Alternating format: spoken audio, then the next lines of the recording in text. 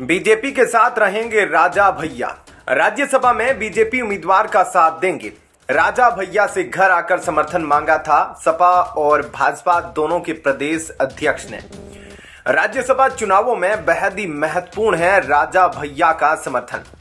लोकसभा चुनाव से पहले उत्तर प्रदेश की 80 सीटों पर दावेदारी के लिए सभी पार्टियां अपने समीकरण साधने में जुट गई हैं। उससे पहले होने वाले राज्यसभा चुनाव लोकसभा के फाइनल एग्जाम से पहले रिहर्सल जैसे हैं। इस मद्देनजर फिलहाल तो कुंडा के राजा भैया प्रदेश की सियासी चर्चा का केंद्र बन गए हैं। पहले अखिलेश यादव के संदेश वाहक दोस्ती का संदेश लेकर राजा भैया के पास गए और अब भाजपा उन पर डोरे डालने की कोशिश में लगी है।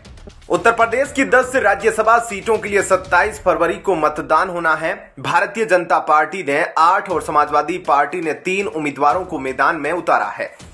403 सदस्यों वाली यूपी विधानसभा में इस समय 399 विधायक हैं।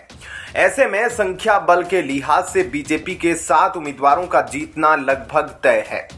हालांकि पार्टी ने 8वां उम्मीदवार घोषित करके चुनाव को दिलचस्प बना दिया है।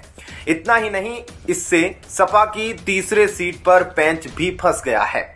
जहां एक और बीजेपी इस सीट को अपने पाले में करने की कोशिश कर रही है, तो वहीं सपा भी तीसरी सीट को हासिल करने के लिए संख्या बल जुटाने में लगी है। ऐसे में 2 विधायकों वाली रघुराज प्रताप सिंह राजा भैया की पार्टी जनसत्ता दल लोकतांत्रिक और 1 विधायक वाली Bahujan Samaj party king maker की भूमिका में आ गई है। इसके चलते बीजेपी और सपा दोनों ही इन पार्टियों के साथ सांठगांठ में लग गए हैं। गौरतलब है कि साल 2018 में भी ऐसी ही परिस्थितियां बनी थी। उस समय 8 सीटों पर बीजेपी और 2 सीटों पर सपा की जीत तय मानी जा रही थी। लेकिन बीजेपी ने इस बार की तरह ही तब भी अपना एक एक्स्ट्रा उम्मीदवार मैदान में उतार दिया, जिसके बाद अखिलेश यादव ने पार्टी का समर्थन कर रहे अन्य दलों के नेताओं के साथ मीटिंग की। इसमें राजा भैया भी शामिल थे। इस बैठक में राजा भैया ने अखिलेश यादव को आश्वासन दिया था कि वह सपा के पक्ष में वोटिंग करेंगे, लेकिन मतदान के दिन राजा भैया पलटी मार गए और उन्होंने बीजेपी उम्मीदवार के पक्ष में वोट कर दिया और यह सीट बीजेपी के खाते में चली गई। इस संबंध में पहले सपा के प्रदेश अध्यक्ष नरेश उत्तम ने राजा भैया से मुलाकात की और फिर अगले ही दिन यूपी बीजेपी के अध्यक्ष भूपेंद्र चौधरी भी राजा भैया के पास पहुंचे। इस बीच चौधरी और राजा भैया की मुलाकात के बाद सपा चौकन्नी हो गई। कयास लगाए जा रहे हैं कि राजा भैया लोकसभा चुनाव में भी सपा को समर्थन दे सकते हैं।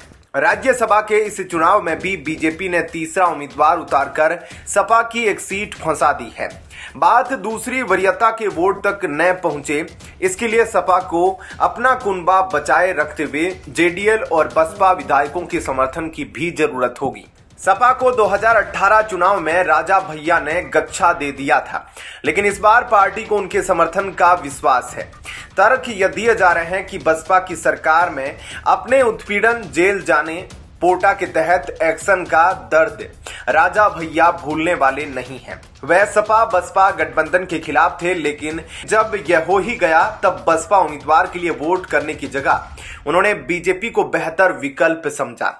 ऐसे में क्या कहना है आपका, इस पर कमेंट सेक्शन में अपनी राय जरूर दीजिएगा। जय हिंद, जय भारत।